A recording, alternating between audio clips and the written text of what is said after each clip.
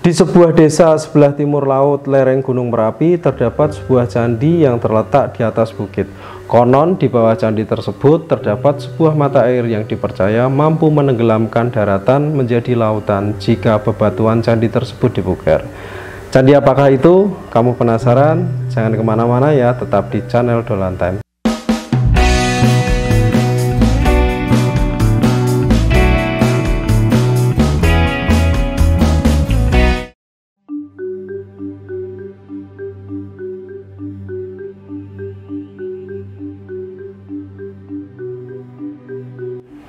Mirip seperti legenda Danau Rawapening di Ambarawa, Kabupaten Semarang, menurut cerita rakyat di sana yang diceritakan secara turun-menurun, di mana Danau Rawapening terbentuk dari air bah yang keluar secara terus-menerus dari sebuah lubang lidi yang dicabut dari tanah oleh anak bernama Baru Klinting. Pun sama seperti masyarakat di Desa Cepogo, Kabupaten Boyolali, meyakini bahwa di bawah reruntuhan Candi Sari terdapat sebuah mata air yang jika bebatuan candi tersebut digali, maka akan keluar air bah yang mampu menenggelamkan seisi desa dan sekitarnya.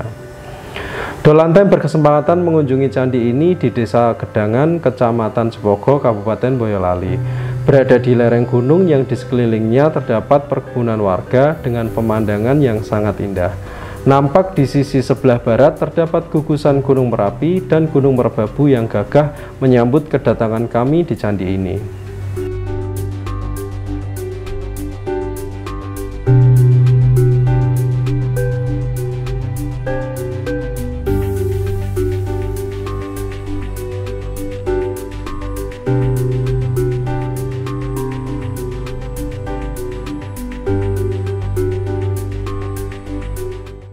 Candi Sari Cepogo berada di sebuah bukit kecil yang dipercaya sebagai sumber mata air bagi penduduk setempat.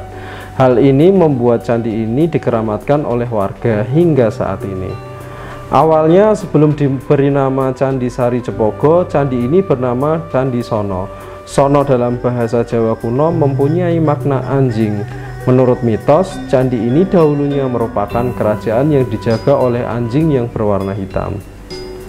Saat ini Candi Sari yang tersisa hanyalah fondasi dan beberapa reruntuhan peninggalan bebatuan masa Hindu-Buddha. Keadaan candi masih asri dan sejuk dengan banyaknya pepohonan. Dahulu di dekat alas candi ini terdapat pohon beringin yang berusia ratusan tahun serta dikeramatkan oleh penduduk sekitar. Namun kini pohon beringin tersebut telah tumbang karena terjadi badai angin pada akhir bulan Maret 2016 yang lalu. Nampak batuan pondasi candi berupa lapik atau alas bertingkat dua dengan pelipit berbentuk padma. Alas candi ini berbentuk persegi dengan ukuran alas diperkirakan kurang lebih 4,62 meter persegi. Dan kemungkinan jika candi ini tidak runtuh diperkirakan candi ini memiliki tinggi kurang lebih 7 meter.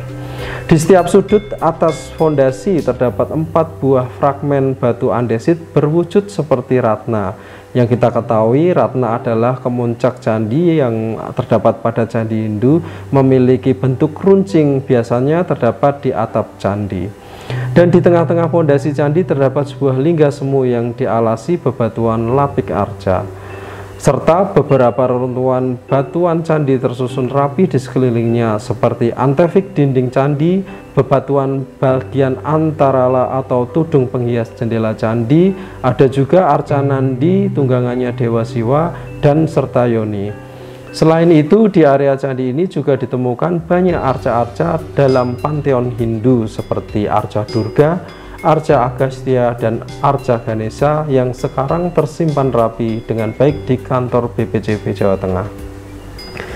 Yang menarik perhatian dari Candi Sari ini adalah keberadaan lingga yang berada di tengah alas candi. Terdapat perbedaan penafsiran akan keberadaan lingga ini. Beberapa arkeolog menyebutnya sebagai lingga semu atau lingga patok, dan ada beberapa arkeolog lainnya yang menyebutnya sebagai lingga sebagai sarana pemujaan para kaum Brahmana di candi Jawa kuno.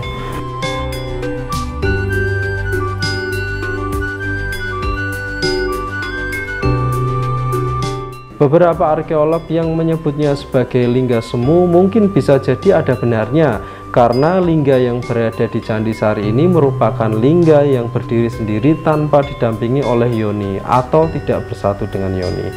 Menurut referensi, lingga yang berdiri sendiri tanpa yoni bisa disebut sebagai lingga semu atau lingga patok. Lingga patok hanya berfungsi sebagai profan yang digunakan sebagai tanda batas wilayah. Sama seperti Tugu Jogja yang merupakan lingga semu yang digunakan untuk penanda atau patok arah ketika Sri Sultan Hamengkubuwono ke-1 sedang melakukan meditasi menghadap ke puncak Merapi. Jika kita amati lingga di Candi Sari secara lebih teliti, terdapat 3 bagian bentuk, yaitu bagian atas lingga berbentuk silindris disebut Raundrabaga atau Siwa Braga yang merupakan melambangkan 1000 wajah Dewa Siwa. Di bagian tengah lingga yang berbentuk segi 6 disebut Wisnu Braga yang melambangkan mata, wajah, dan tangan Dewa Siwa. Dan yang terakhir bagian paling dasar berbentuk segi 4 disebut Brahma Barga yang melambangkan kaki Dewa Siwa. Jadi jika kita amati bentuk lingga di Candi Sari ini secara visual, bisa dikatakan ini bukan merupakan lingga semu atau lingga patok yang hanya berfungsi sebagai penanda wilayah candi. Lingga di Candi Sari ini merupakan lingga yang digunakan sebagai sarana pemujaan atau sarana peribadatan kaum Hindu Siwa pada masa itu. Tentunya kedua argumentasi yang berkaitan dengan lingga di Candi Sari ini bisa kita terima kedua-duanya sebagai sarana memperkaya referensi kita akan peninggalan arkeologis masa lalu. Namun belum banyak prasasti dan referensi yang menjelaskan keberadaan Candi Sari di Cepogo ini, sehingga perlu dilakukan kajian dan penelitian lebih lanjut oleh Dinas Kepurbakalaan. Dalam hal ini dilakukan oleh BPJB.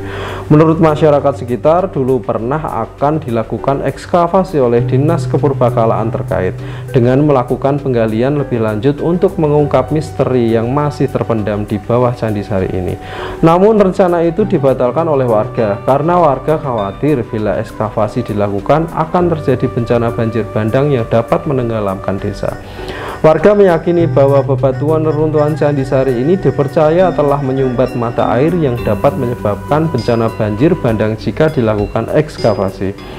Di bawah Bukit Candi ini masih terdapat banyak sumber mata air yang dimanfaatkan oleh warga sekitar, dan adanya tradisi yang dilakukan oleh masyarakat pada hari-hari tertentu dengan melakukan upacara pemotongan kepala kambing untuk ditanam di sekitar sumber air guna mencegah bencana banjir.